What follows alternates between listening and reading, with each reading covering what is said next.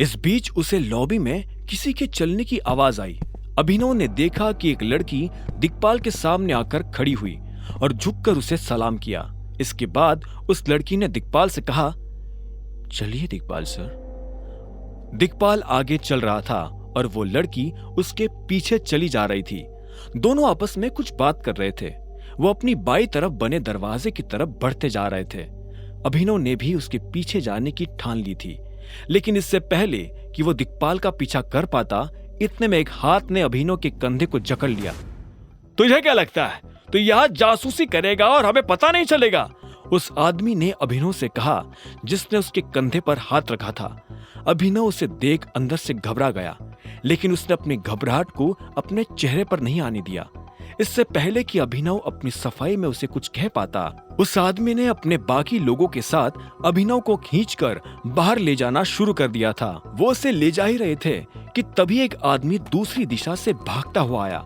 उसके कपड़े देखकर लग रहा था कि वो भी इन्हीं लोगों का साथी था। उस आदमी ने कहा, क्या कर रहे हो? छोड़ो उसे और मेरे साथ आओ।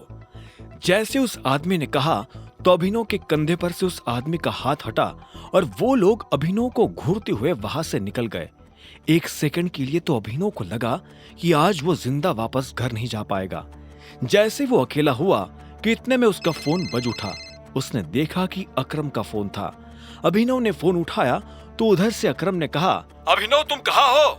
अकरम की आवाज में अर्जेंसी साफ सुनाई दे रही थी। अभिनव ने अपने आप को संभालते हुए बोला, मैं अभी मरने ही वाला था। मैं इस वक्त क्लैरॉन नाम के एक होटल में खड़ा हूँ। अभिनव ने शीशे से बाहर लगे बोर्ड की तरफ देखते हुए कहा।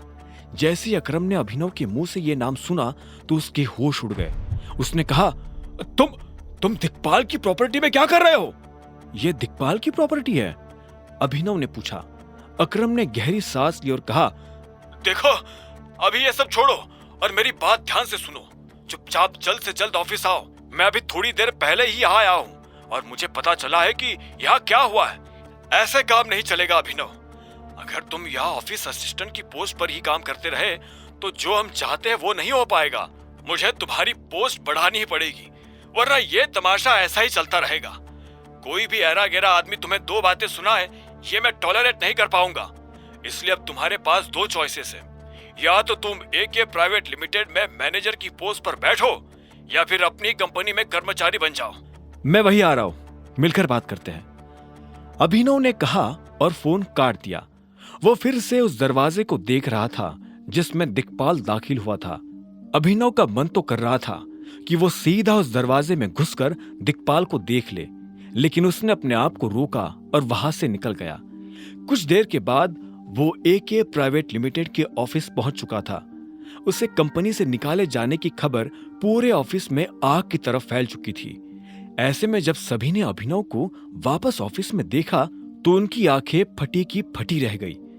अब अगर इस हालत में अकरम अभिनव को फिर से अपनी कंपनी में काम पर रख लेता तो सारे कर्मचारियों को यह बात समझने में देर नहीं लगती कि अभिनव और अकरम के बीच कैसा रिश्ता है।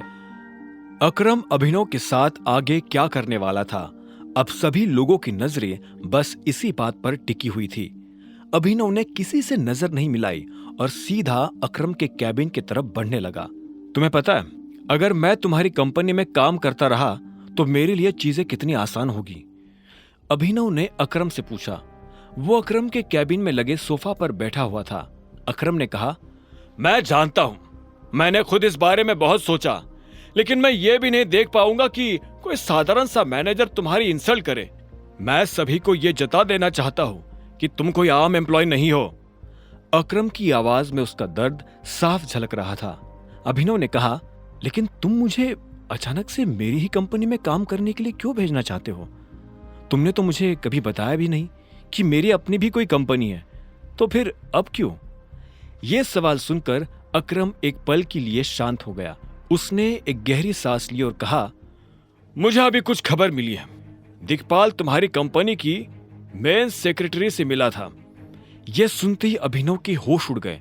उसने अकरम को घूरते हुए देखा और बोला, तुम्हारे जासूस क्लैरॉन होटल के आसपास भी है?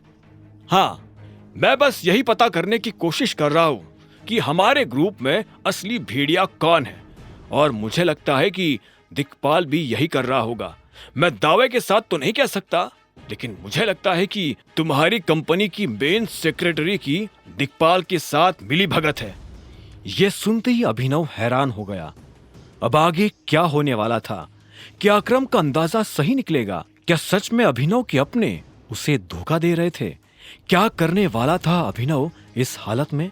आगे की कहानी जानने के लिए देखें अगला एपिसोड सिर्फ पॉकेट एफएम के यूट्यूब चैनल पर, और द रिटर्न ऑफ टाइगर के सारे एपिसोड्स को सुनने के लिए डिस्क्रिप्शन में दी लिंक से डाउनलोड करें पॉकेट एफएम ऐप।